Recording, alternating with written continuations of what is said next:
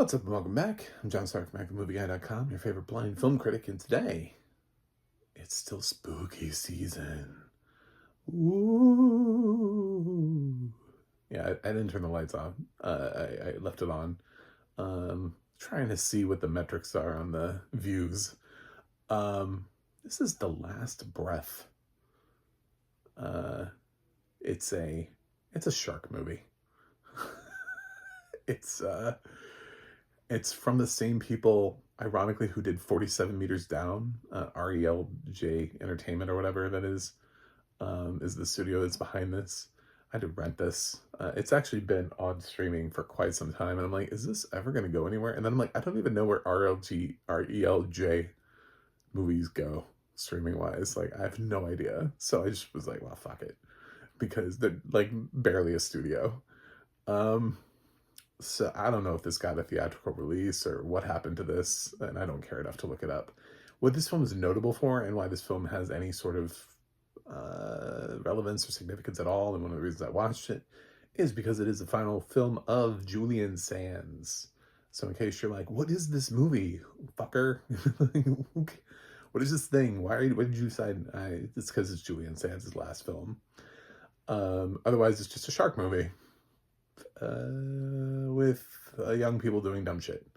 And things that don't necessarily make sense, and predictable endings, and actually not even a predictable ending, predictable outcomes, I should say. And then an ending that's just kind of like, what? I might spoil the ending. I'll let you know ahead of time though. Just because I want to talk about it, because it's one of those endings where you go, what?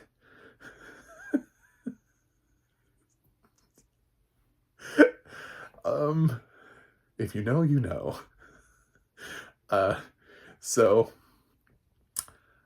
There's at first we're shown this boat, and there's a crew that's out there, and they've discovered this secret sort of like a lost wreck that they want to explore later, and they're like, I don't want to tell anybody.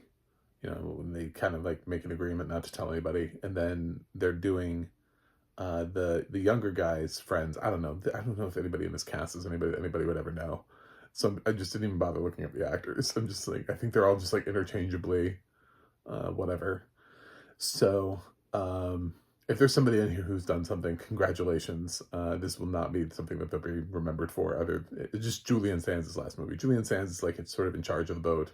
He has like a younger guy, and that dude's got friends, they want to go out on the boat, and there are references to like Julian Sands is having like money trouble, and yeah, like one of these friends is like wealthy, and they're going out there to dive and stuff, and just sort of like, you know, have fun out in the water, whatever.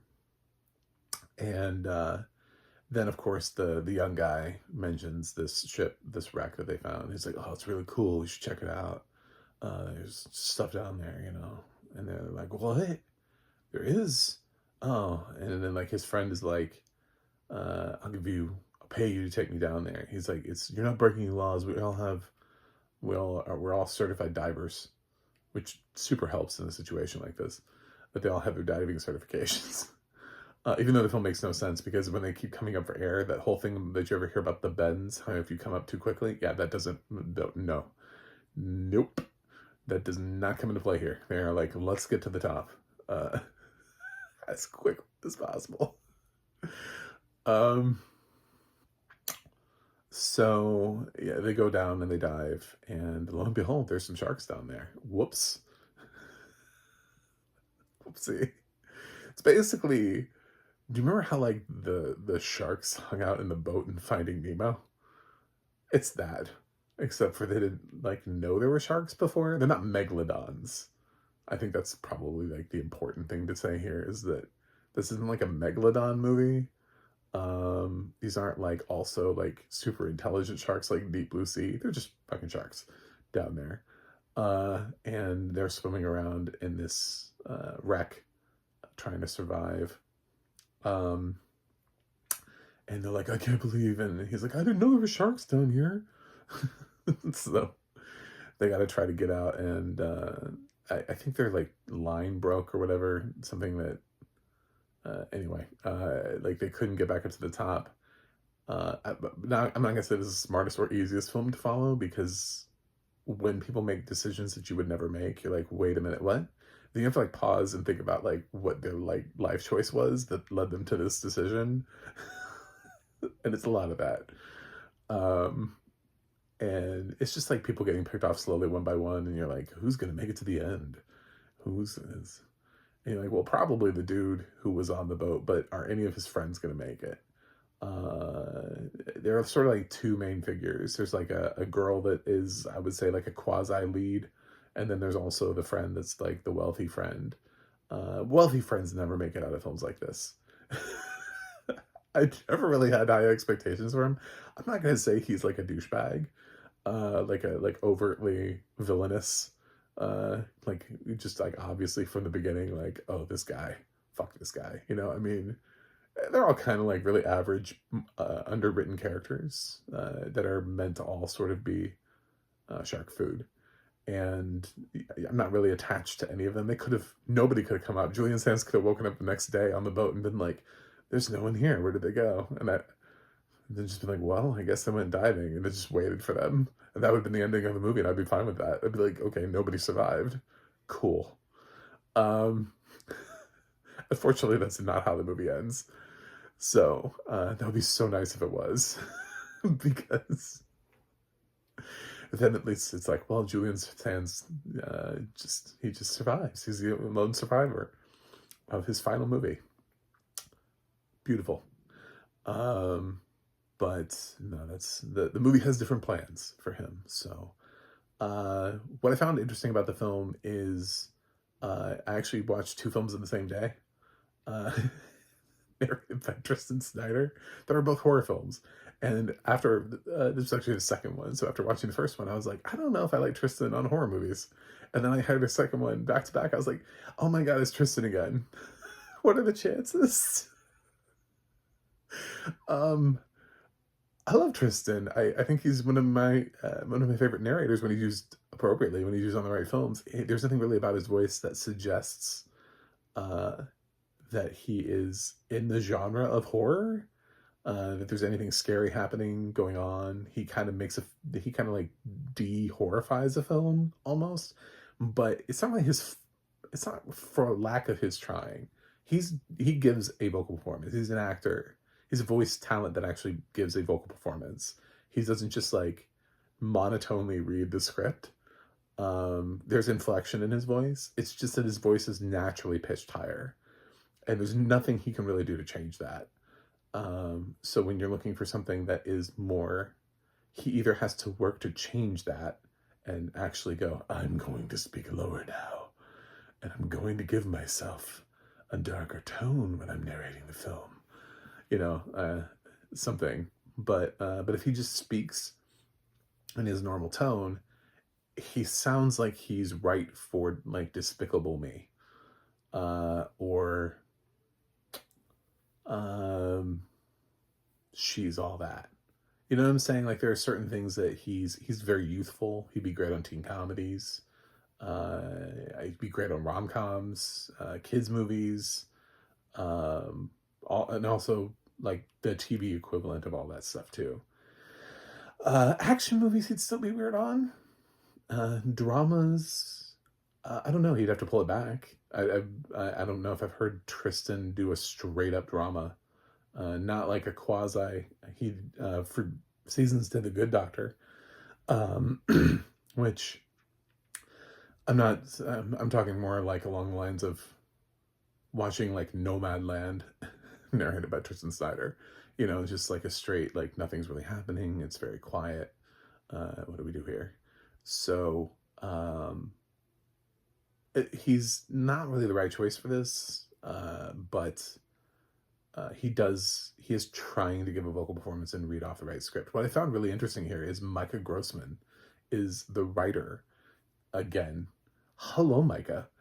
Welcome back. And Micah is also the writer of my least favorite audio description track of the year, and that is In a Violent Nature, which I would describe as incompetent.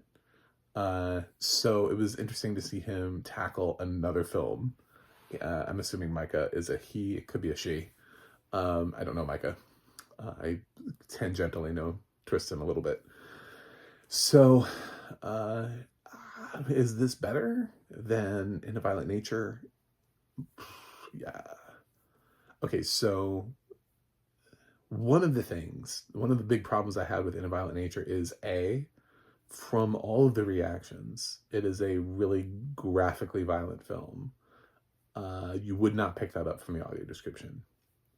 And B, the way that In a Violent Nature is shot allows for plenty of time where there's no dialogue. There's like nothing happening except this fucker walking through the woods. Like, so you can't say, a lot of times there's this debate about audio description about, well, did you have enough time to fit things in? And, then I get into the debate of, well, was that the right choice? Did you use the time wisely that was given to you? I don't have to worry about that within the Violent Nature, because there are plenty of times where he just stopped audio describing, and we were just like in silence. And I was like, you could be doing more. Do you feel like you've done everything possible? Remember, you're writing for people who can't see anything. Also, not just people with like low vision who can see like shapes or colors. You know what I'm saying? Like, not for people who just have like really bad vision and need like really thick glasses or you're writing for people who literally can't see the screen. So when you tap out, you better damn well, it better be for a fucking reason, because there's always something more to describe. I've talked about like the framing of shots. I've talked about like, what kind of distance are we, close, mid, long range, like what time of day is it? What's the weather like? I mean, there's so many things that we often never get a chance to describe unless the film has no dialogue. And so you get these films like Silent Night and No One Will Save You, which have really no dialogue in them. So when those films happen, it really just allows a writer to just write the most narration and the most description, and really just bring us and immerse us in this world, and get to show off their talent. And Micah had a film like that, and it was In a Violent Nature, which had some dialogue, not a lot, very dialogue free. And he had the opportunity with some sort of extravagant gore to really get into the sort of the meat of it, and he didn't do it. So I wouldn't hire him. Here he benefits from the increased action of the film, and the fact that there's an ensemble here that is given far more dialogue than the ensemble in A Violent Nature was given, which just had like really poor character development. And I don't even know who those people were. There's some people in the woods and they're gonna die. Here, while these characters are not really richly developed, they do speak more. So he can point to that and say, oh, see, well, I have less room to put things in. So then it becomes about, is that the best use of time? Did you describe the violence and the gore appropriately? I don't think this is that violent of a movie. I think this is a film where somebody's swimming and a shark comes out and grabs them and yanks them away. There are little things like they find like an arm floating, like from obviously somebody who lost it earlier. So, I mean, there are like little things in here, but it doesn't feel like it's that gory of a film. And it doesn't feel like it's that violent of a film. So he, in a way, he sort of gets off the hook by this being a less demanding film, and a film that he can point to and say, oh, well, that I used my time. Because he did. I mean, there's not, I will say that this is not a film that has a lot of dead air. But unfortunately, if you look at In a Violent Nature, you'll find out that he's incredibly inadequate as a writer. And while this is not the worst audio description track of the year, it's also not the most, you know, it's not the best. You know, I'm not going to jump out of my seat for it either. So Audio Guys just didn't really make a great track for this, which is a shame because they did for another film. Check out my review of Cuckoo.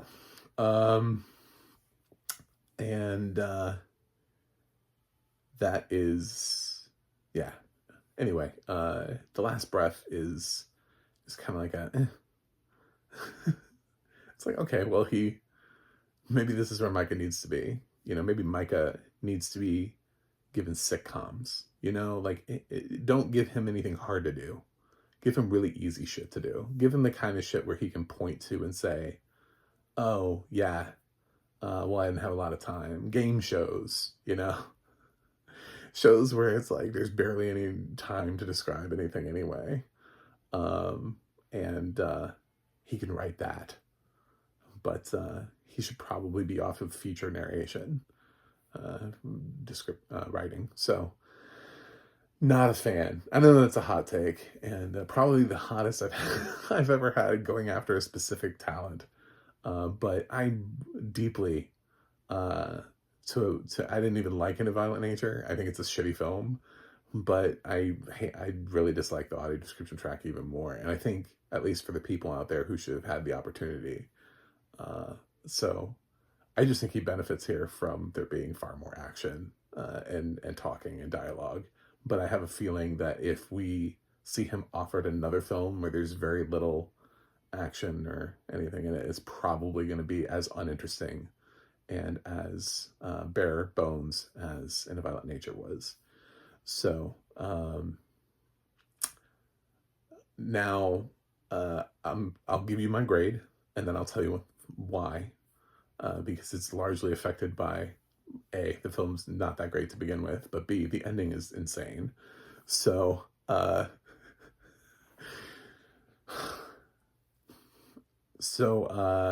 don't know, I'll give The Last Breath, knowing I knew what it was. I knew what I was getting myself into here. I was like, it's a shark movie with like made by the guys who made 47 Meters Down. I'm making this choice for Julian Sands, and I just kind of expect them, you know, you have the opportunity to edit the film, you have the opportunity to recut the film and make it so that people who are coming here for Julian Sands are getting like the most Julian Sands that they've ever wanted in their entire life. So with that in mind, I'm going to give The Last Breath a C-. It's not a grade I would want to give Julian Sands' final film. Believe me, I want to give this film a positive grade, but it's just not a film that is memorable in any nature. In terms of shark movies, it's not going to be something anybody talks about. It's pretty basic, and the ending is shit. So basically we get down to the ending, and only a couple people are left, and they're trying to swim up to the top. And again, part of this whole thing was based on giving $50,000 for this excursion. Now, Julian didn't go. He wasn't part of this. He was still on the boat. He didn't swim. He didn't dive. He's the boat's captain or owner or whatever. So they swim to the top, and in order to try to save one of them, he dives into the ocean. He's completely safe. He jumps in, and he gets killed by a shark to save one of the younger people. And then the ending of the film, the coda to this film, is that the surviving guy who was his mate, I don't know, whatever, his the other dude on the boat, and this one girl that survives are like a couple now and have kids and are out on the boat. I'm like, wouldn't you have like horrific experiences after being, and then the two of you got together and have kids? Like, the film just goes hard on the future of this whole thing. It's like, and they don't really have a lot of chemistry before this. So like all of a sudden they're just like, well, we got it. We were so traumatized by this that we went and had sex and made some kids and decided to come back out here on the water with our little kids, where all of our friends were eaten by sharks. The end. So yeah, I viscerally hate the ending of the film. I think it's really dumb. I think it's one of the like worst possible endings. It's that they could have, like, they had door A, you know, door B, door C, and then somebody like ran through the wall instead. So that's it. Thanks for watching. Thanks for subscribing, and I will see you guys on the other side.